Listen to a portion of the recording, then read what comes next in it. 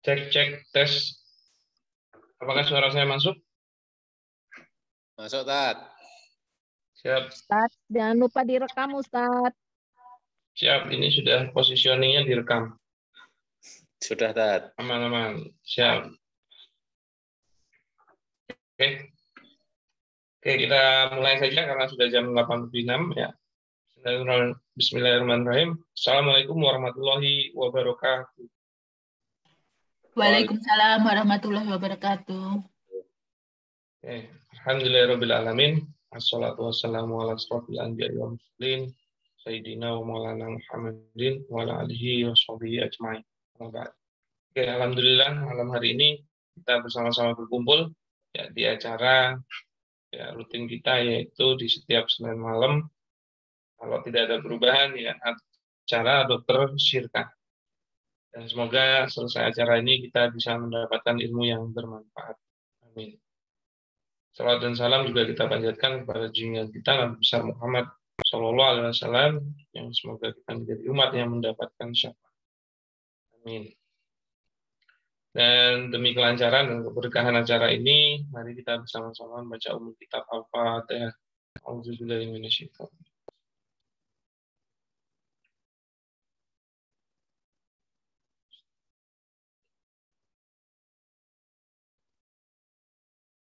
Amin. Siap. Bagaimana kabarnya, saudara-saudara? Sehat-sehat ya? Terus semangat? Alhamdulillah sehat, Ustaz. Semoga Oke. selalu sehat juga. Alhamdulillah. Alhamdulillah saya malam hari ini sedang di Cikarang lagi ya, dan agendanya ada konsultasi di Jakarta. Jadi ini memang bukan di home base-nya, dan semoga nanti tetap lancar ya, dan bisa membedah kasus-kasus, membantu mensolusikan permasalahan-permasalahan. Nah, seperti biasa ya, kegiatan kita untuk Dokter Syirkah tidak ada penyampaian materi ya. Kita masuk kepada tanya jawab mengenai bisnis syariah, bisa mengenai syirkahnya, kerjasamanya, apapun yang berhubungan dengan bisnis syariah. Nah, iya ini apa light-nya ini hotelnya itu gini ya. Nah, hotelnya itu agak kurang gitu. Terima kasih Kang Ogi ya, lama kita nggak jumpa, atas masukannya. Sehat ya Kang Ogi? Siap. Alhamdulillah khair walafiat, Ustaz. Alhamdulillah, mantap. Terima kasih atas masukannya. Nah, untuk itu kita tidak ada materi. Bagi yang mau bertanya silahkan bisa raise hand dan kita akan kondisikan atau kita bisa diskusikan mengenai masalahnya. Nah, ini sudah ada Mas Hanafi yang mau bertanya. Silahkan Mas Hanafi. Ya, Tat. Assalamualaikum. Waalaikumsalam warahmatullahi wabarakatuh. Tambah ganteng, Tat. Ini karena lighting aja. Oh. Dan pertanyaan itu dijawab, nyanjung dulu. Siap, Tribun. Ya, Ustaz, kalau misalnya saya punya usaha, terus saya mau ngajak investor, tapi yang menjadi investor itu orang tua, ibu misalnya ya. Ya. Misalnya saya butuh untuk ekspansi usaha saya, bikin gedung baru dari usaha saya gitu ya.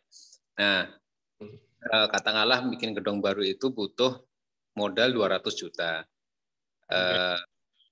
Nah, kalau masuk ke Syirkah sebagai pemodal, sementara saya juga pemodal pengelola, kan modalnya harus dilebur jadi satu. Sehingga katakanlah nilai gedung lamanya dan bisnis semuanya itu 1 M misalnya gitu ya. Jadi total modal memulai Syirkah baru ini 1,2 M. Nah, kalau 1,2 M ini ditunggu modal balik, itu kan kira-kira lama, Tat. Nah, sementara kan ini sama ibu gitu. Nah, sebagai rasa kayak apa ya? Mungkin kayak ada rasa, wah kasihan nih ibu kalau nunggu kelamaan gitu.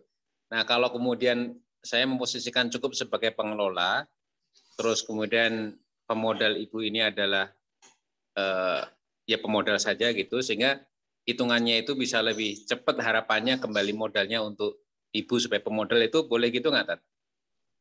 Oke. Jadi yang pertama harus dipahami bahwasanya Mas Hanafi itu punya bisnis, ya kan?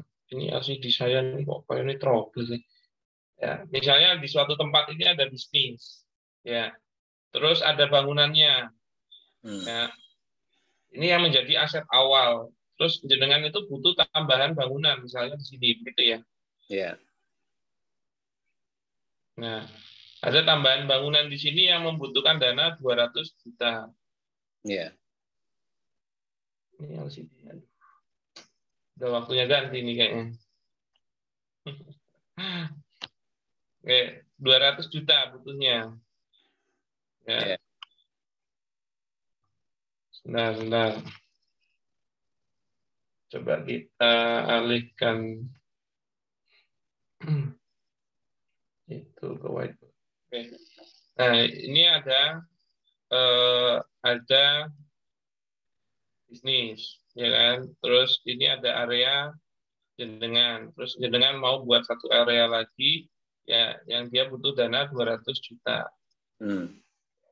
Kan gitu ya. Iya. Nah, sebenarnya dari aset yang pertama ini bisa bernilai 1M, termasuk mungkin barang-barangnya dan lain-lainnya. Iya. Oke. Nah, ini sebenarnya ya, kalau akhirnya mau melebur, berarti bisnisnya melebur dia. Iya. Ya, ingat, yang namanya syirkah itu pasti bercampur dan harus ada bisnisnya. Iya.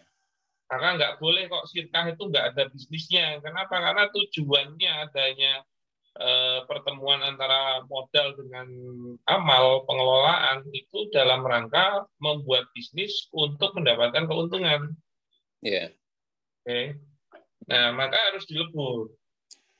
Nah, kalau dia aset, ya apalagi bisa jadi kalau properti naik nilainya. Oke, maka ini misalnya si A, ini adalah si B. Nah, si B ini hanya jadi pemodal.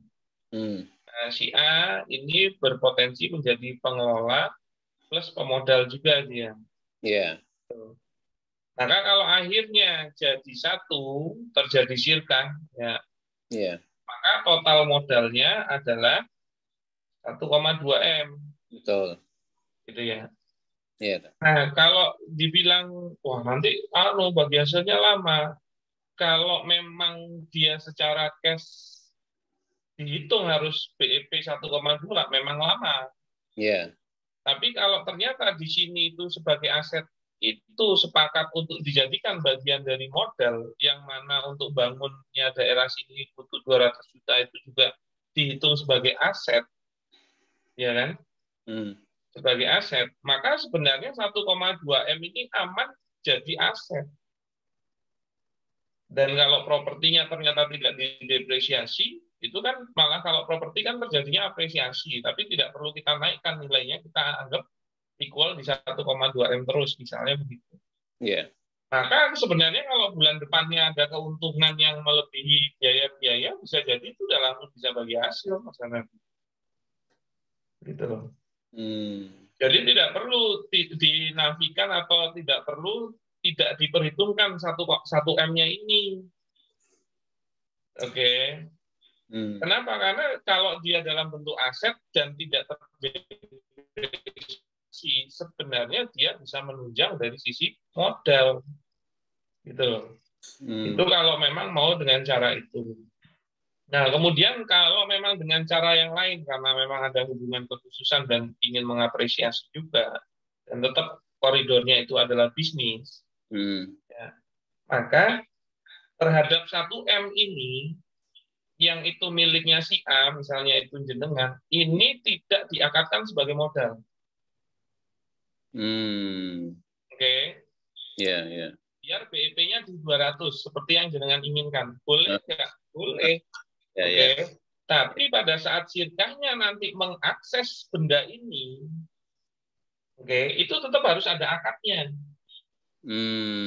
Oke. Karena kalau dia tidak tergantikan secara nilai atau tidak berpindah ke pemilikan, kalau berpindah ke pemilikan kan opsinya bisa dibeli atau dijadikan modal. Iya, iya. Tapi kan tidak dalam rangka dibeli dan tidak dalam rangka jadikan modal kan, gitu kan? Betul, betul. Nah, maka syirkah ini harus punya akad terhadap barang tersebut. Nah, opsinya kalau tidak berpindah ke pemilikan adalah akadnya Ariyah, pinjam meminjam manfaat, atau opsi yang lain, akadnya ijarah. Oke. Memang tajuk 2 ini mengenai manfaat bendanya. Oke, benar. Ya, mengenai manfaat bendanya. Ya kan? Tapi bedanya apa? Kalau Ariyah itu tanpa kompensasi, kalau ijarah dengan kompensasi. Nah, kalau dengan kompensasi pasti jadi biaya syirkahnya. Oke, dan itu pasti mengurangi potensi keuntungan. Nah, kalau jenengan juga berkenan untuk tak pinjemin aja semua barang yang ada di situ, maka ambillah akad Ariyah terhadap bagian dari harta jenengan. Dan itu tidak pernah masuk jadi modalnya syirkah. Oke. Jadi akadnya jenengan nggak perlu masukin modal. Berarti dia tidak perlu musyarakah, tapi langsung mudharabah saja. Oh, jadi boleh saya salani, Tat? Siap. Ya, jadi kalau opsi kedua ini sirkahnya hanya untuk rencana gedung baru yang 200 juta itu, tapi hubungannya dengan gedung yang lama itu, yang 1M itu cuman dipinjem. Minjem ya. Jadi artinya saya sebagai pemilik lama gedung itu meminjamkan ke sirkah baru ini gitu. Benar. Maka tidak pernah berpindah ke pemilikannya. Besok kalau putusin kan tidak pernah diperhitungkan sebagai bagian dari modal. Nah, Ariyah itu kan harus kembalikan yang sejenis Tat ya? Enggak, ini bukan court ya. Kalau court itu memang hutang gedung, tapi kan nggak bisa hutang gedung. Ariyah itu pinjam meminjam manfaat saja. Kayak saya pinjam motornya ya. Maka motor itu kan nggak pernah berpindah ke pemilikan ke saya. Beda kalau saya pinjam uangnya, dalam artian kalau bendanya habis terpakai memang jatuhnya court. Kalau gedung kan apa barang-barang kan enggak. Jadi mengembalikan gedung lamanya itu karena Ariyah itu ketika putus sirkah gitu. Sebenarnya kalau Ariyah gara-gara tidak ada kompensasinya, kapan saja itu boleh dengan ambil. Nah, sebenarnya itu tidak ideal untuk bisnis karena bisnis butuh kepastian. Tapi kan pengelolanya itu jenengan sendiri, pemodalnya pun sebenarnya punya hubungan khusus yang jenengan juga tidak mempermasalahkan itu. Oh, ya. Iya, silakan. Makanya kalau tidak ada hubungan itu saya tidak menyarankan. Ya. Nah, kalau yang ijarah ini berarti gimana, Ustaz? Ya disewa gedungnya atau aset jenengan itu disewa. Misalnya disewa 50 juta per tahun misalnya begitu. Menyewanya ke orang lain, ke pihak lain gitu. Yang jenengan. Kalau memang gedung itu milik jenengan kan. Oh, jadi menyewakan ke sirkah barunya gitu. Iya. Jadi sirkahnya ini adalah bisnis di tempat itu dan tempat itu perlu menyewa alat-alat itu atau barang-barang dan aset itu yang kebetulan memang jenengan juga. Itu masih boleh selama tidak diwajibkan. Iya. Tuh. Tapi akhirnya jadi ada pengeluaran 50 juta kalau misalnya mau dinilai 50 juta. Maka idealnya modal dari ibu bukan 200 yang habis untuk gedung baru. Sebaiknya juga ditambahin 50 juta lagi sebagai biaya sewa. Atau kalau sewanya mau tertunda pembayarannya, yaitu di akhir tahun juga boleh. Maka tidak perlu ada nilai 50 juta di depan. Nanti tinggal mengurangi keuntungan. Kalau memang untung. Iya. Kalau enggak, maka dia tetap jadi utang yang harus dibayar, yang resikonya berarti kepada pemodal. Iya. Oke. Jadi kalau paham akad itu mau lompat sana lompat sini, enggak ada masalah, banyak opsi gitu loh. Tapi sekalinya memilih akad itu, maka implikasinya harusnya mengikuti. Tidak boleh beda implikasi. Begitu. Iya, Tat. Siap. Mana? Insya Allah paham, Tat. Oh iya no, udah ikut KBS mau seorang paham. Iya, siap. Ya, begitu. Nuhun Ustaz, atur jazakallah. Ya, Bapak. Monggo, yang lain yang ada mau pertanyaan lagi silahkan. Kalau nggak ada pertanyaan, maka kita cukupkan sekian. Oh, ada. Monggo, Bu Feli Citra Sari, Jogja. Silahkan. Assalamualaikum warahmatullahi wabarakatuh. Waalaikumsalam warahmatullahi wabarakatuh. Iya, terima kasih Ustadz. Sebenarnya untuk sirkah ini saya belum pernah dapat materinya. Kebetulan tadi saya kira tentang materinya, tapi ya alhamdulillah kalau sharing-sharing saya sekalian tak sharing-sharing juga. Jadi Silakan. ini baru mulai ya saya sama adik saya. Jadi saya pengelolanya, adik saya yang modalnya seperti itu. Nah, untuk usaha laundry. Nah, untuk modalnya itu istilahnya semuanya dari adik saya untuk keuangannya, terus pengelolaannya saya, terus kemudian kayak untuk bayar karyawannya saya. Nah, itu ternyata kan harus diakadkan juga ya itu ya Ustadz ya. Itu akadnya itu harusnya seperti apa, terus untuk bagi hasilnya itu apakah ada aturan-aturan tersendiri atau bisa berdasarkan kesepakatan saja seperti itu. Kalau untuk sementara ini kan kesepakatannya nanti dari hasil keuntungan 20%-nya dimasukkan ke pengembalian modal, terus kemudian nanti bagi hasilnya dari keuntungannya itu setelah dimasukkan ke pengembalian modal 20%, sisanya itu nanti dibagi antara saya sebagai pengelola 40%, kemudian adik saya sebagai pemodal 60%. Apakah ada aturan tersendiri atau bisa tergantung sesuai kesepakatan kita sendiri seperti Ustaz. Terima kasih banyak sebelumnya.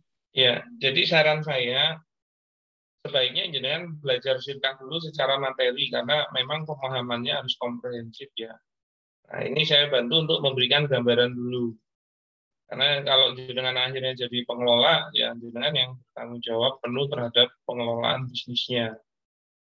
Nah, yang harus dipahami, yang namanya sirkah itu, ya itu bercampur. Jadi makna sirkah itu adalah bercampur. Maka apa? Orang kalau sudah bersirkah, dia siap bercampur.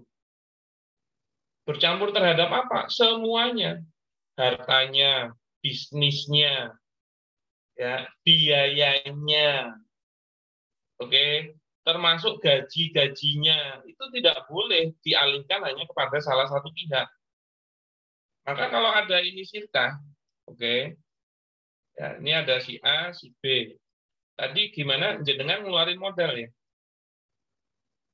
Yang ngeluarin modal adik saya, tapi saya cuma misalkan ada tambahan-tambahan kayak gitu. Kemarin kan modalnya kebetulan sekitar 70-an juta, tapi ada sekitar saya kemarin cuma sekitar 2 jutaan kayak gitu. Terus nanti selama 1 tahun ini menyewa di situ itu nanti misalkan belum nutup pemasukannya belum nutup untuk bayar gaji karyawan, ya saya yang bayar gaji karyawan, atau misalkan ada kebutuhan-kebutuhan kurang seperti gas atau listriknya atau airnya kayak gitu, itu nanti saya yang nutup kayak gitu. Ya, jadi sebenarnya mewajibkan nalangin itu juga nggak boleh. Kenapa? Karena biaya-biaya sirkah itu yang ngeluarin ya sirkahnya, bukan perorangannya. Kenapa? Ya karena kalau sudah bersirkah itu melebur. Oke, makanya harus paham rukun sirkah apa. Ya, rukun sirkah itu kan satu, pelaku akad. Siapa sih pelaku akadnya? Ada pengelola, ada pemodal. Kedua, ada objek akadnya, mahkota lainnya. Kalau pengelola, objeknya adalah amal. Oke, sedangkan pemodal, objeknya modal. Oke, nanti terjadi ijab qabul atau sigotnya. Ya, berarti kalau pengelola objeknya amalnya, kalau pemodal objeknya modal. Ya, berarti apa? Berarti dia dia modal ini itu ada syaratnya, harus bisa diserah terimakan di majelis akad. Maka kalau sudah disepakati 20 juta, itu harus diserah terimakan di majelis akad. Nggak boleh terhutang. Nggak boleh tertunda. Oke, maka kalau sudah inilah yang dinamakan modal 20 juta ini, itu dikunci. Nanti dipakai buat bayar-bayar untuk urusan beli-beli perusahaan, silahkan. Nah, nanti kalau ternyata modalnya kurang, ya kan ini kalau sudah sirkah itu sudah berakad itu terkunci gitu loh.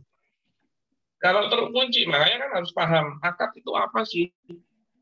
Nah, kalau akad itu kan pengertian syar'inya kan irtibatu ijabin biqabulin ala wajhin masyru'in yudhiru asarohu fi mahalihi. Jadi yang namanya akad itu adalah ya ikatan. Makanya kalau orang udah berakad itu terikat ya. Ikatan ijab dan qabul yang sesuai hukum syarak. Maksudnya apa? Memenuhi rukun dan syaratnya. Gitu loh.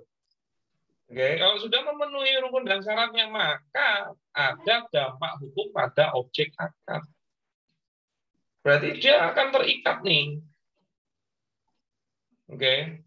Maka apa? Kalau ada di tengah jalan kebutuhan biaya-biaya, ini tidak bisa dijadikan bagian dari modal, tapi dia bisa dinilai sebagai qard atau kasbon atau pinjaman, gitu loh. Maka kalau nggak diwajibkan dan jenengan itu mau nalangi silahkan, tapi nggak bisa terus aku udah ngeluarin modal loh, bukan, itu talangan. Posisinya di mana? Kalau pinjaman, maka dia tidak masuk ke dalam harta perusahaan. Dan dia harusnya sebelum bagi hasil harus dilunasi dulu. Karena tidak akan pernah untung sebuah bisnis kalau masih punya utang. Kan gitu. Ya, dan tidak bisa uang-uang talangan itu mempengaruhi positioning bagi hasil Anda. Jadi jangan sampai bilangnya, lu itu kan udah tak talang-talangi, aku kerjanya ya akeh, aku njaluk bagi hasilku naik, misalnya begitu. Tidak bisa karena dia core. Gitu. Nah, makanya kalau Bu Feli, menurut saya sebaiknya mempelajari dulu karena harus memahami sirkah. Nah, monggo nanti bisa ikut kelas KBS-nya atau info-info dari Bisyarah. Kelas itu kalau yang terdekat itu insya Allah besok Sabtu besok Minggu di Semarang. Bu Feli di Jogja toh? Iya, Pak. Iya, Ya. sebenarnya ya itu tadinya itu memang ya alhamdulillah dicukupkan kok. Jadinya tadinya tuh memang rencananya itu mau sewa tempat dulu kayak gitu. Tapi ternyata kok di perjalanan kok ternyata cukup bisa buat buka kayak gitu. Jadi kayak belum siap apa-apa gitu. Nah, dia juga tidak boleh loh ya diangsur modal itu ya. Oh, Karena begitu. kalau bilangnya 20 juta jadi modal, itu harus bisa diserah terimakan di majelis akad. Gitu loh. Kenapa sih kalau kayak gitu? Jadi sebenarnya pahami dulu, sirkah itu hakikatnya pemodal mewakilkan modalnya kepada pengelola untuk dikelola gitu loh. Maka kalau pemodal tidak pernah memberikan modalnya kepada pengelola, lah terus yang diwakilkan apa? Terus andilnya pemodal apa? Dan apa jaminannya dia akan memberikan itu? Selain itu, kalau memang akhirnya boleh tertunda, pasti pemodal itu jatuhnya jadi punya utang ke sirkahnya. Loh, ini bukan akad utang piutang. Kasih contoh misalnya, saya ke Bu Gali, Bu, saya punya bisnis ini, saya butuh modal 50 juta. Oh iya, oke Mas. Kita akad sekarang, oke. Tapi saya transfer besok ya.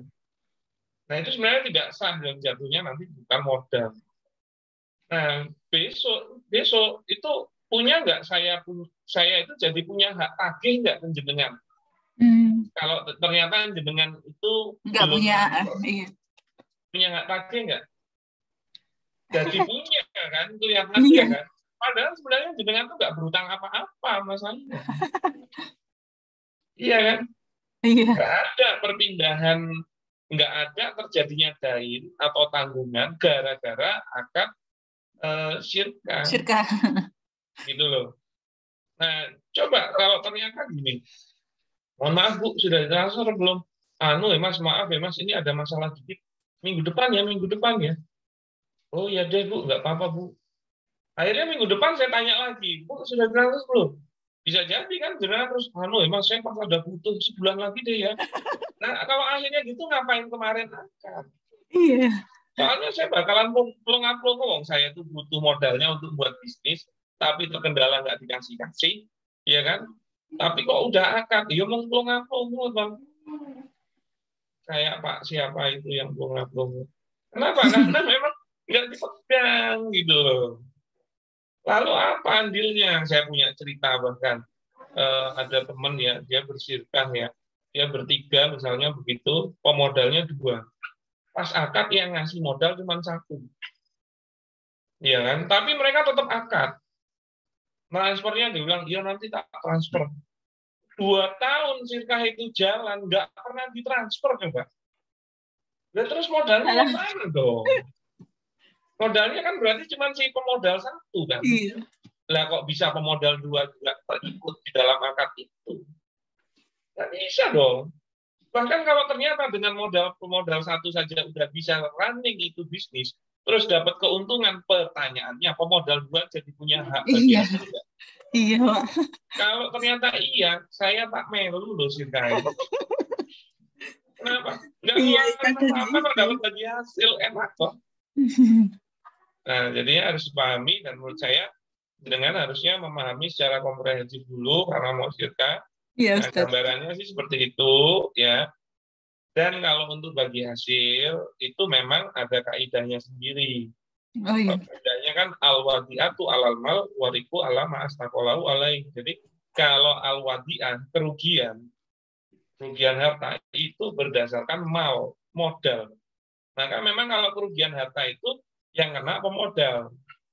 Tapi kalau ariku itu keuntungan. Kan gitu. Kalau ariku itu berdasarkan kesepakatan antar pelaku sirka. Maka sebenarnya tidak ada rumus atau pattern baku untuk bagi hasil. Silakan disepakati. Gitu loh. Bisa dipahami, Bu Feli? Bisa, Ustadz. Ya, mungkin sementara seperti itu. Karena kalau mau dijelasin sepenuhnya harus lebih detail lagi. Ya, soalnya kalau mau cukup komprehensif kan kalau di workshop itu dari pagi sampai sore gitu. Iya, Ustaz. Iya, nanti yang lain kalau saya jelasin panjang jadi pintar semua kan kayak bingung kan. Gitu ya. Terima kasih banyak Ustaz. Iya, sami-sami. Ini ada pertanyaan dari Bu Novi. Ya, silakan Bu Novi mungkin atau Pak Novi ya. Silakan bisa dinyalakan mic-nya kalau mau diskusi. Iya Ustaz, Assalamualaikum. Oke, waalaikumsalam. Jadi saya pernah sharing gitu Ustaz, tapi memang agak buram gitu ya, belum terlalu jelas berkenaan dengan properti syariah. Sharing tapi masih buram. Masih belum jelas. Oh. Tentang properti syariah. Jadi memang di properti syariah itu kan kita menjual rumah ya. Rumah akadnya kan kita marketing gitu, misalnya menjual rumah. Sedangkan rumah yang kita marketingkan kan belum ada wujudnya. Jadi belum ada wujudnya. Nah, jadi itu ketika sebagai marketingnya. Iya, betul. Kan belum ada wujudnya. Terus yang kedua, ketika kita mau menjual rumah, pasti ada kita juga menjual tanah. Sedangkan tanah itu kan mempunyai fikih tersendiri ya Ustadz. Jadi akadnya adalah menjual tanah. Nanti rumahnya itu akadnya tidak bisa dimasukkan ke dalam akad istisna. Karena kalau istisna itu kan berarti kan dari zat yang misalnya pohon menjadi mebel kayak gitu ya. Sedangkan rumah itu kan dari batu bata, pasir, semen gitu. Berarti kan akad yang kita bisa pakai adalah akad ijaroh. Ataupun misalnya butuh tukang dan lain sebagainya. Nah, konteks-konteks seperti ini kan saya masih ini ya, maksudnya bagaimana untuk bisa menjalankannya seperti itu. Ya, jadi kan memang yang terjadi di awal itu jual beli kafling dulu kan, gitu ya. Jadi jenengan punya tanah besar, terus dibagi-bagi gitu. Nah, salah satunya mau dijual, ya kan? Berarti jual beli tanahnya dulu. Memang saya sependapat tidak boleh istisna rumah karena dia itu sebenarnya bukan sinaah, nah itu bukan pengolahan. Jadi bukan pengolahan dari bahan mentah, tapi dia konstruksi, gitu loh. Yang mana juga masalahnya itu pasti rumah yang pakai pondasi yang nancep, ya. Itu salah satu bahan bakunya itu tanah. Jadi nggak mungkin kita jual istisna rumah kok nggak sama tanahnya, itu nggak mungkin. Untuk rumah yang nancep atau ada pondasinya itu, bukan rumah gadang ya. Bukan rumah yang dia bisa dipindah rumahnya tanpa tanahnya juga ikut. Nah, intinya tidak bisa istisna rumah. Walaupun ini khilafiyah, silahkan dipilih. Tapi kalau kami memilih pendapat yang tidak boleh istisna rumah. Iya, betul. Maka yang terjadi di awal adalah jual beli kafling dulu. Ini nomor satu. Ya. Nah, kemudian baru jasa membangunkan rumahnya. Gitu loh. Kenapa kok jasa membangunkan rumahnya? Karena nggak mungkin kita jual beli rumah, tapi kok tanahnya itu miliknya orang. Untuk rumah yang nancep itu yang ada pondasinya ya. Iya, beda kalau jual belinya itu rumah gadang gitu loh, yang cuma kaki kayu atau rumah kayu, itu masih boleh istisna rumah. Karena dia kalau dipisah tidak mempengaruhi kepemilikannya bisa. Ya, makanya kalau rumah yang nancep gitu ada pondasinya, itu nggak mungkin kok kita cuma istisna rumahnya, tanahnya itu punyanya orang lain gitu loh. Nggak bisa, karena dia jadi satu. Oke. Sepakat, Ustaz. Ya. Ya, nah makanya kenapa yang bisa dilakukan adalah jasa jasa konstruksinya, membuat rumah kan. Itu. Ini yang kedua. Nah, yang namanya jasa itu akad ijaroh berarti ya, ijaroh. Nah, yang namanya ijaroh objeknya itu jasa. Oke, padahal yang mau dibangun rumah, maka rumah butuh bahan baku. Ya kan? Nah, bahan bakunya itu nggak boleh dari pemberi jasanya.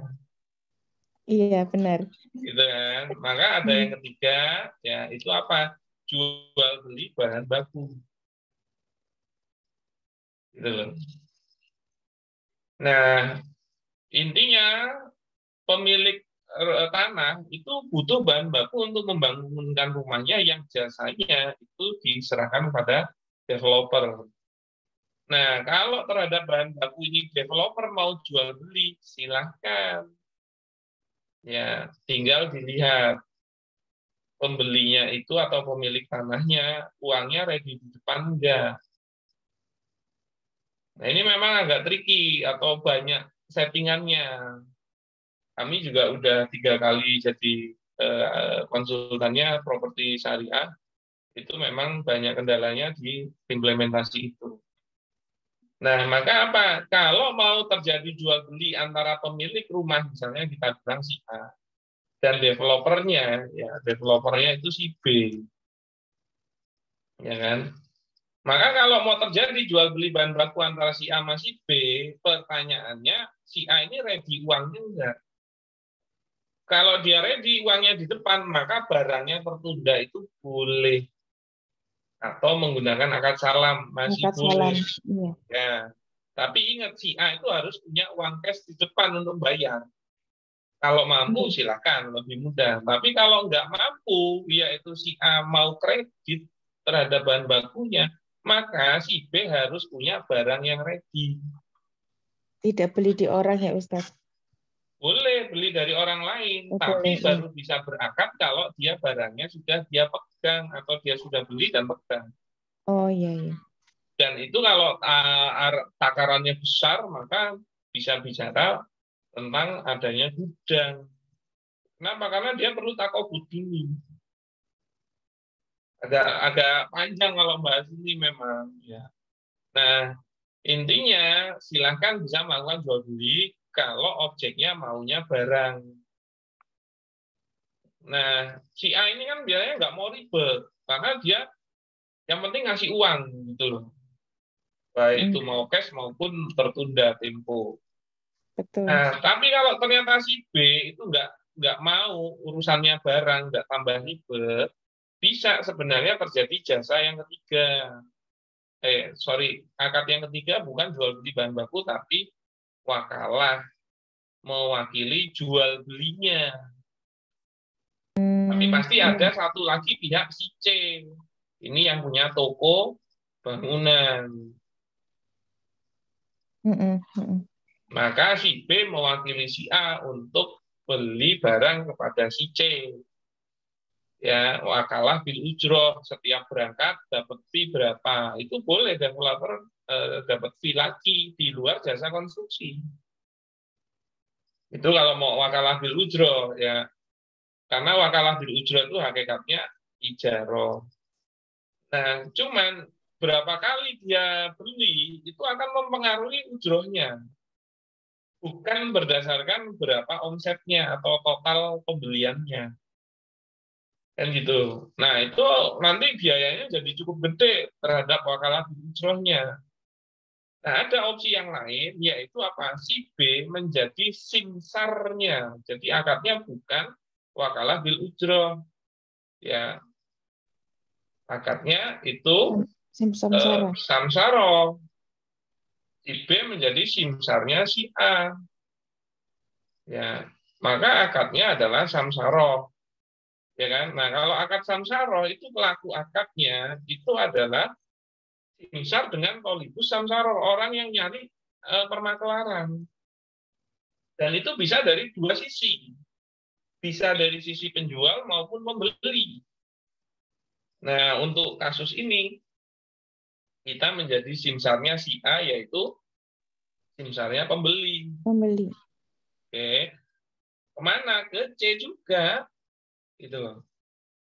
Tapi nanti pemberian komisinya atau umulahnya atau fee-nya itu bisa dengan opsi prosentase kalau simsar atau samsaro.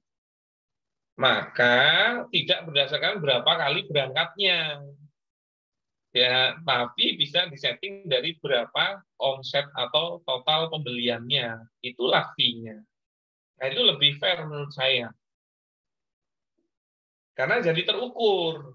Kenapa? Karena kalau akhirnya bahan baku 100 juta dan dia minta fee 5%, maka total fee mau berapa kali berangkat adalah 5 juta. Beda kalau akadnya wakalah bil ujroh. Bisa jadi dia sekali belanja cuma 1 juta, dapat fee 100.000. Nanti ada yang belanja gede, fee-nya ya tetap 100.000. Ya kan? Bisa tidak terukur gitu loh.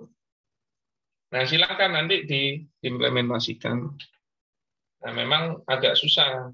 Makanya kalau salah satu kelebihannya pakai konsultan nanti dipenetrasi langsung di perusahaannya. Itu pun sebenarnya melihat kondisi bagaimana perusahaannya dan juga kebijakan yang mau diambil karena ada beberapa opsi-opsi. Cuman kan kalau ini dijelasin semua kepada pemilik tanah, bingung dia itu biasanya. Nah, nanti triknya adalah bagaimana menyampaikannya dengan lebih mudah. Nah, cuman sudah dibuatin settingannya, kalau marketingnya nggak pinter juga, ya bakalan bingung. Begitu, Bu Novi. Iya, betul Ustaz. Jazakallah. Oke, siap, Afwan. Monggo yang berikutnya, ada yang mau bertanya? Ya. Tadi Bu Dian kayaknya angkat tangan deh. Sudah angkat tangan sekarang. Bu Dian jadi bertanya nggak? Assalamualaikum. Jadi Ustaz. Assalamualaikum warahmatullahi wabarakatuh. Siap. Ustaz, sebenarnya ini pertanyaan titipan dari Ibu Ina Mubarok. Oh, berarti ini pertanyaan Wadiah ya? Wadiah. Sebenarnya saya sudah jawab pertanyaan tersebut, namun saya khawatir itu salah. Mengenai apakah seorang simsar itu diperbolehkan untuk menangani lebih dari satu proyek. Kalau menurut pengertian saya itu boleh, kecuali satu properti ditangani oleh lebih satu simsar. Apakah pengertian saya itu benar, Ustaz? Iya. Jadi kalau dia punya akad lebih dari banyak tolabus samsaroh, ya silahkan. Nah, yang berbicara tentang objek dengan berapa simsar, itu memang idealnya ya satu simsar. Jadi memang positioningnya beda. Kalau simsar jadi seseorang menjadi simsarnya banyak produk, itu boleh. Tapi kalau untuk satu produk, itu idealnya memang satu simsar.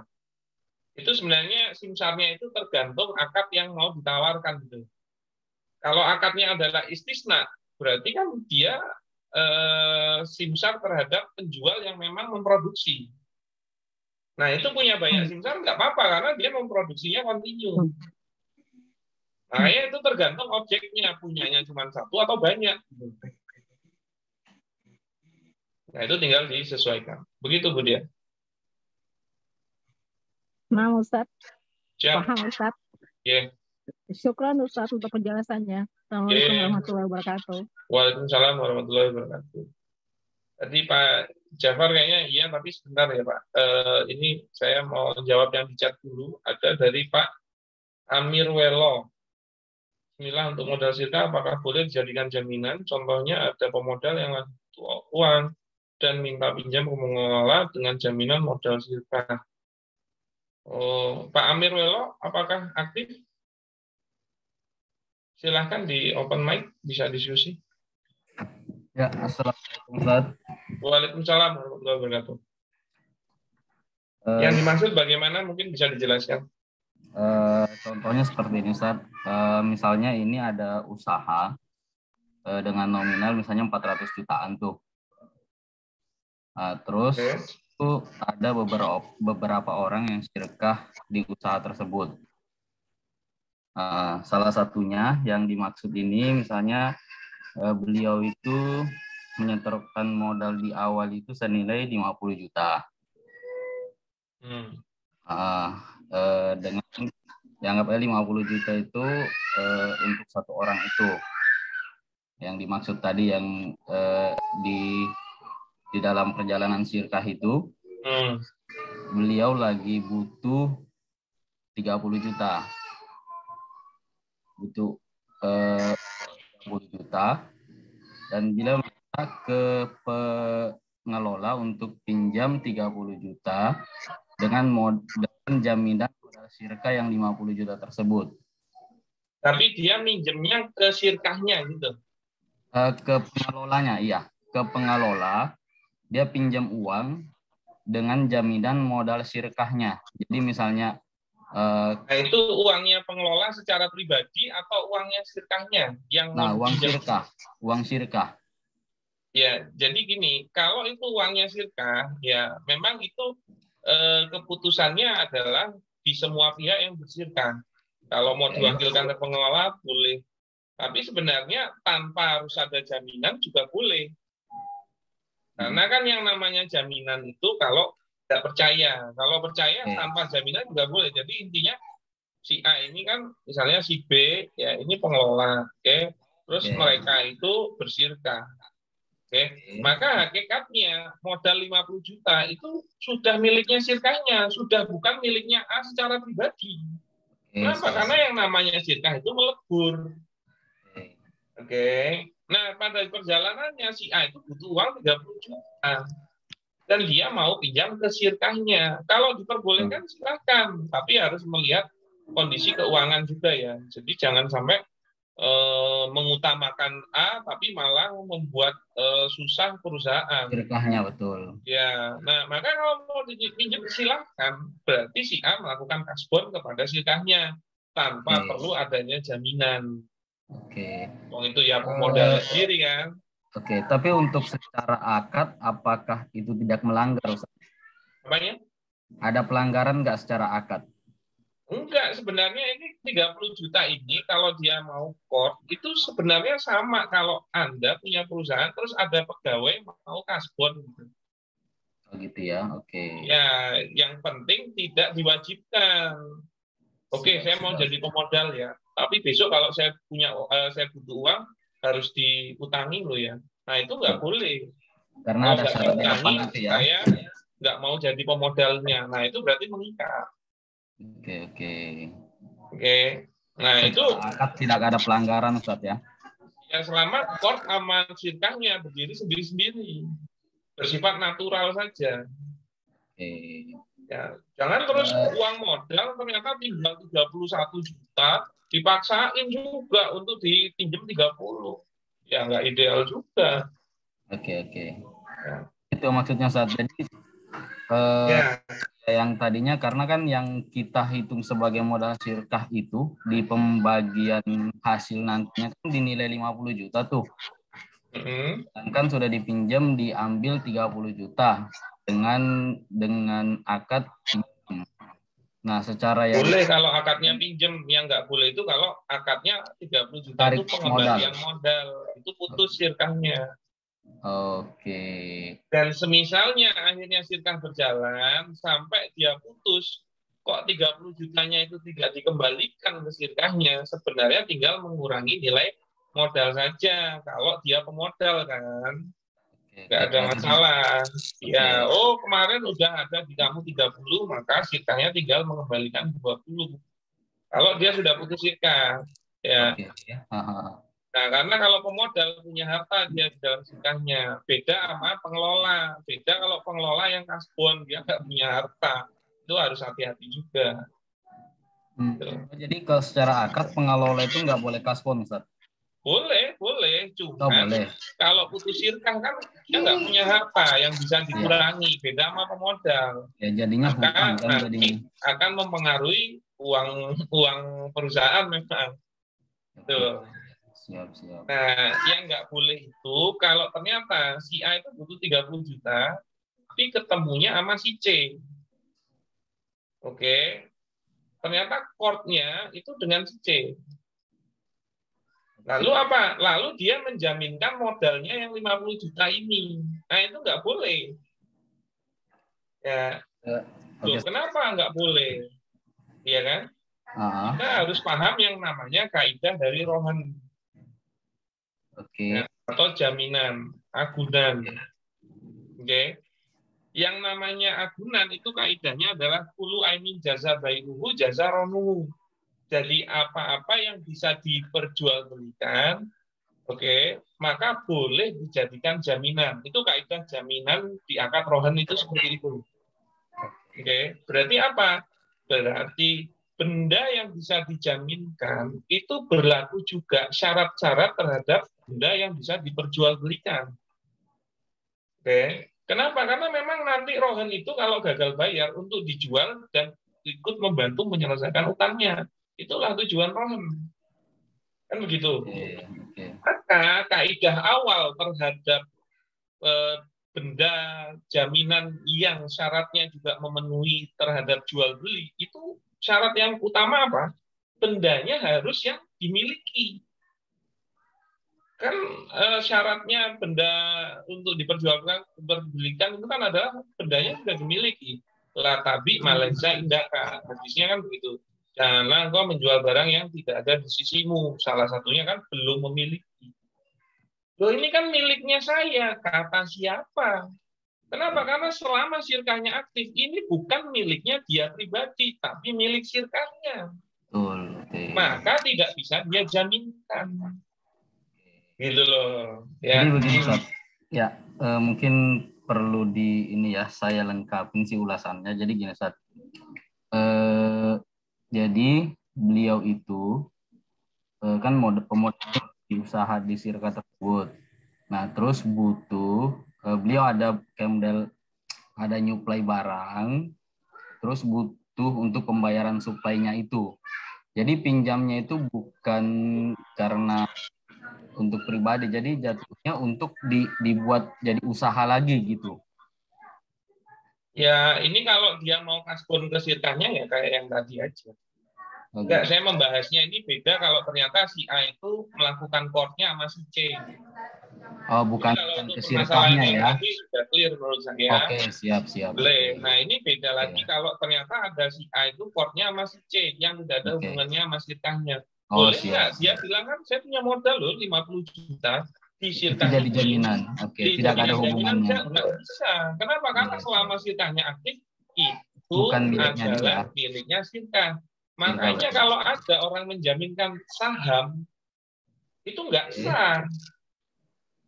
Padahal setahu saya boleh saham itu dijadikan jaminan. Oke. Nah, ini nggak boleh. Kenapa? Karena saham itu sebenarnya perwakilan kepemilikan modal di dalam sebuah perusahaan. Dan selama dia masih aktif, sirkahnya itu bukan milik dia pribadi, tapi milik sirkahnya. Beda lagi kalau ternyata nanti dari modal ini punya aset, misalnya motor. Ya, misalnya motor. Ya. Yang mau utang itu sirkahnya. Nih. Motornya ini kan memang milik sirkahnya. Oke. Maka apa? Maka kalau sirkahnya dia mau utang misalnya 10 juta, ya kan? Boleh nggak? Boleh. Menjaminkan motornya boleh nggak? Boleh, karena memang itu milik sirkahnya. Betul. Nah, gitu kan. Tapi kalau perorangan nggak bisa. Gitu. Bisa dipahami Pak Arya? Boleh, ya, bisa. Ya inilah ore-orean resep dari dokter sirkah. Siap. Gitu ya. Siap, Ustaz. Oke.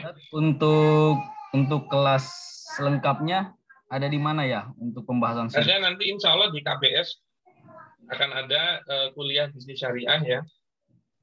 Saya itu online juga, Ustaz ya? Ya, online. Sebentar, saya liatin nih.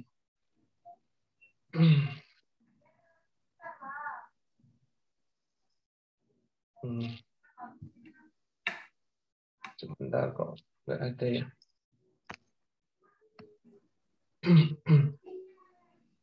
Nah, ini apa namanya?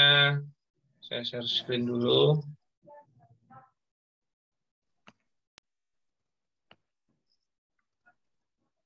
Nah, apa namanya? Ini kuliah bisnis syariah ya, batch 3 online itu insya Allah dimulai. Oh, ini sudah diubah, dia bukan tanggal 9, jadinya tanggal 16 Januari, diundur seminggu, jam 8 sampai jam 9.30 ya. Biayanya yang ribetnya memang udah ya. Jadi adanya di opsi pembayaran 1, 2, 3. Tuh, jadi kalau mau lunas di depan ya 650 itu. Nah, ini apa namanya? 1 semester kurang lebih 6 bulan, jadwal kuliah weekend, seminggu 1 kali pertemuan ya. Ini jadinya 24 kali. Oh, ini poster yang lama, ini akuan, ini belum saya download. Nah, insya Allah akan di-share di relasi-relasi, di grup-grup relasi Bisyarah. Jenengan masuk dapat link ini dari apa, Pak Ari? Dari Bisyarah itu. Enggak, jenengan masuknya itu di grup apa? Alumni Bisyarah atau Bisyarah 6. Bisyarah 6. Ya. Oh iya, nanti insya Allah akan saya share atau adminnya akan share di grup untuk silakan nanti bisa tanya-tanya lebih lanjut. Nah itu sudah ada tuh yang nge-share tuh di chat. Siap. Nah itu ada. Ini pas saya. Nah itu ada materinya, ada 24 itu, silahkan dilihat. Ini Mas Hanafi kayaknya. Nah, kurang lebih sih seperti itu. Monggo loh, kita kalau mau bisnis, ya mau nggak mau harus belajar bikin bisnis ya. Karena itu hukumnya wajib ya. Bahkan Umar bin Khattab sewaktu menjadi khalifah itu muter-muter dia di pasar. Ya, selalu mengingatkan, la yabi fi sukina ila man qad tafaqaha fid din. Jadi Umar bin Khattab itu sering putar-putar di pasar. Dia bilang, janganlah engkau berdagang di pasar kami. Nggak ngebolehin orang untuk berdagang di pasar, ya kecuali sudah mempelajari fikih muamalah gitu. Ilmu tentang agamanya, yaitu yang berhubungan dengan bisnis. Maka menjadi wajib sebenarnya belajar fikih bisnis. Karena itulah yang menentukan halal haramnya. Tapi ingat, yang namanya bisnis syariah itu 2 item, mengenai syariah dan mengenai bisnis. Ya, syariah itu berbicara tentang halal haramnya, bisnis ini membicarakan tentang untung ruginya. Makanya kalau menjalani bisnis syariah bukan terus nggak belajar sunatullah, salah. Harus dimaksimalkan. Nah, kalau belajar sunatullah itu nggak wajib sama orang muslim. Nah, silahkan, tapi yang penting jangan sampai mengimplementasi yang melanggar. Makanya juga harus tahu fikih bisnisnya. Nah, insya Allah kalau mau belajar itu semua, bahkan juga butuh konsultan, bisyarah itu bisa mengcover semua hal tersebut, baik dari amalahnya, dari bisnisnya, atau ilmunya. Nah, silakan nanti bisa tanya-tanya ke admin atau ditunggu info yang berikut. Begitu, Pak Amin? Ya, siap, Ustaz. Makasih, Ustaz.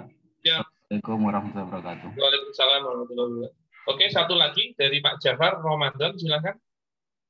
Assalamualaikum, Ustaz. Waalaikumsalam. Siap, monggo. Saya Jafar dari Bandung, Ustaz. Dari mana? Dari Bandung. Oh iya, kami tadi pagi dari Bandung. Kemarin di sana. Siap-siap. Jadi gini, Ustaz, saya ini udah ada bisnis dengan akad syirkah juga di Bandung. Iya. Nah, kayak sebuah toko lah, macam gitu. Nah, kalau misalnya saya ingin ekspansi gitu ya, buka cabang di kota lain. Yep. Nah, apakah syirkahnya ini bisa terpisah antara cabang itu, Ustaz?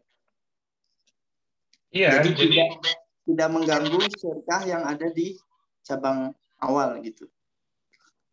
Boleh saja. Yang penting dia itu ada bisnisnya. Berarti jenengan punya ini yang pusat misalnya ya. Ya. Nah, ini berarti syirkah 1. Ya. Misalnya antara si A sama si B. Kan gitu. Ya. Nah, ini mau buka cabang gitu ya. Betul, betul, Ustaz. Nah, jadi ini bisnisnya. Nah, ini ternyata mau buka cabang. Iya kan? Ya. Nah, maka jenengan kalau mau buka cabang ini, itu silahkan, misalnya jenengan si A, maka melakukan syirkah yang kedua. Dengan si C. Misalnya sama si C. Boleh nggak? Boleh, tapi ingat berarti ini 2 institusi yang berbeda. Oke. Oke, itu dulu. Nah, pertanyaannya, bisnisnya ini ngapain cabangnya ini? Bisnis yang sama, gitu ya? Sama. Oke. Kalau bisnis yang sama, sebenarnya mengenai pengelolaan bisnisnya selama tidak bercampur, boleh. Nah, yang jadi pertanyaan, itu kalau jenengan pakai brandnya. Oke. Itu brand miliknya siapa? Gitu loh. Karena dia pakai brand dari syirkah 1. Oke. Nah, brand ini tricky nih. Kenapa? Karena di sini itu juga punya brand kan yang akan dipakai misalnya. Nah, brand ini itu tercipta gara-gara syirkahnya atau sebelum syirkahnya jenengan sudah punya brandnya? Sebenarnya sebelum syirkahnya saya sudah punya brandnya, terus akhirnya syirkah mengajukan syirkah berjalan, alhamdulillah udah 2 tahun. Oke, nah sekarang saya tanya, brandnya itu pernah diakadin jadi bagian dari modal nggak di syirkah 1? Enggak pernah. Ya, oke. Pernah nggak jenengan mengangkatkan hibah brandnya di syirkah 1? Soalnya gini, kalau yang syirkah 1 ini memang karena jujur Ustaz, yang syirkah 1 ini dengan orang tua kan ya. Jadi memang nggak sampai ke detail seperti itu. Belum sempat. Ya, syirkah sama orang muda juga nggak apa-apa. Ya, oke. Nah, maksud saya gini, kalau tidak pernah ada akad terhadap brandnya dan memang kedua belah pihak tahu bahwasannya brandnya itu tercipta pada saat sebelum ada syirkahnya, maka sebenarnya hakikatnya brand itu milik Anda pribadi. Oh, oke. Bukan milik sirkahnya. Oke. Maka kalau Anda buka cabang dan pakai brand itu di sini, yaitu Anda sendiri pemiliknya, boleh. Ah, oke, Ustaz. Beda lagi kalau ternyata itu milik sirkahnya. Kalau mau ke sini, ya harus ada akad yang jelas. Kalau ternyata di sirkahnya, apakah menjadi ada semacam fee ke sirkah satu? Iya, seharusnya seperti itu. Kenapa? Karena itu haknya sirkah. Kok dipakai dengan pribadi, bahkan untuk bisnis yang lain, maka nanti bisa jadi ada akad sewa brand. Oke. Tapi kalau misalnya si B, ini kan miliknya sirkah satu ya, si B itu berkenan, udah Pak, kita pinjemin aja, jadi tanpa kompensasi. Tapi pemodalnya itu juga sepakat gitu loh. Dengan sepakat untuk oke, Bu, dipinjemin aja, Pak, si B juga sepakat, maka akadnya ariyah tadi itu. Dia meminjam manfaat. Oke. Tapi kalau dia ada kompensasi, berarti akadnya ijaroh. Oke. Nah, makanya itu kalau paham akad itu mau diputar-putar tuh asik, ada solusi. Yang penting akadnya jelas. Paham ariyah enggak, paham ijaroh enggak, gitu kan. Paham sirkahnya enggak. Makanya belajarnya satu-satu. Terus satu lagi. Ya, silakan. Ini Ustaz, keuntungan itu boleh atas kesepakatan boleh diputar lagi nggak? Diputar lagi itu maksudnya dijadikan aset lagi. Kalau memang akhirnya dia jadi aset, silahkan, maka terhitung sebagai aset, bukan sebagai keuntungan. Gitu loh. Jadi dia memang jadi harta sebagai aset yang tidak liquid kan. Beda kalau keuntungan itu liquid. Dan itu tidak diperhitungkan menjadi bagian dari keuntungan kan juga bisa. Nah, besok memang dampaknya pas sirkah itu bagi-baginya. Gitu. Nah, itu boleh. Tapi beda hal kalau yang jenengan maksud itu adalah menahan bagi hasil. Itu beda. Nggak boleh menahan bagi hasil itu. Gitu loh. Maksudnya gimana sih nggak boleh menahan bagi hasil? Yaitu kalau Anda itu semua pihak sudah bersepakat, oke, sekarang waktunya tutup buku dan bagi hasil, maka itu waktunya bagi hasil. Oke, tapi kita lagi butuh nih, ada pesanan banyak, ini ada proyek. Gimana kalau bagi hasilnya ditunda atau diundur? Kalau semua sepakat, it's okay. Tapi kalau ternyata aku lagi butuh duit, pokoknya bagi hasilnya sekarang sesuai kesepakatan yang lalu. Nah, itu nggak boleh terus ditolak. Gitu loh. Beda hal ya. Nah, semisalnya mau diputar balik juga boleh. Oke, ini tetap bagi hasil, oke. Nanti ada keuntungan didistribusikan kepada para pihak atau syarik.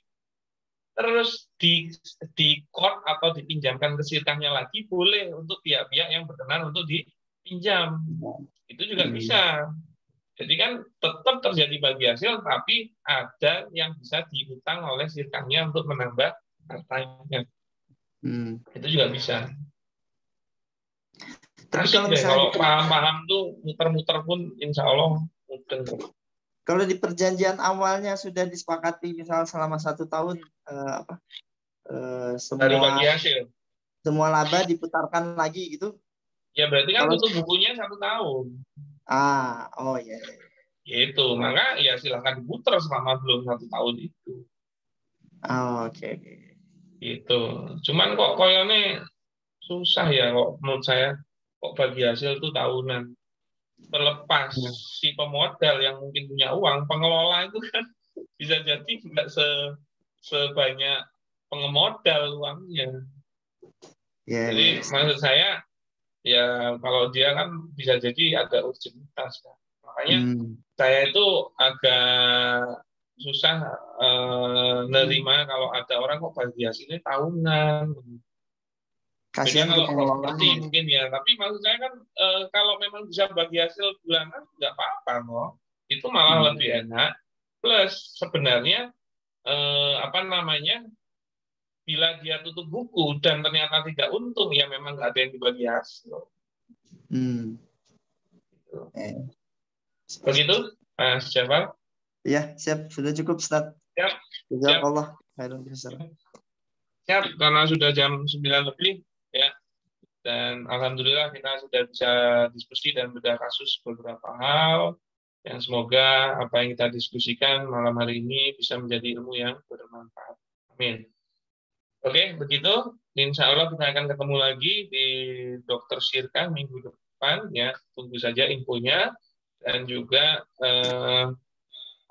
kita bertemu di majelis-majelis yang lain. Ya, ikuti terus info-info dari Bisyara ID. Salah satunya adalah yang terdekat ya. Sebenarnya kemarin Sabtu ada KMM kuliah manajer marketing ya oleh Coach Rendra rekan saya. Dan insya Allah juga ilmunya sangat menarik ya. Itu kelasnya kurang lebih ada 70 atau 80 orang. Ya, dan insya Allah yang berikutnya di Januari tengah itu akan dimulai KBS kuliah bisnis syariah. Nah, nanti silahkan nanti bisa tanya-tanya info atau nunggu info dari admin kami.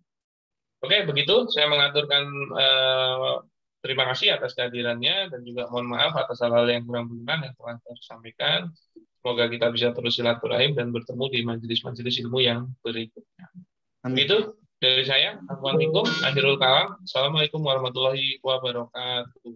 Waalaikumsalam warahmatullahi wabarakatuh. Terima kasih banyak Ustaz. Sami-sami. Terima kasih Ustaz. Sami-sami. Ya.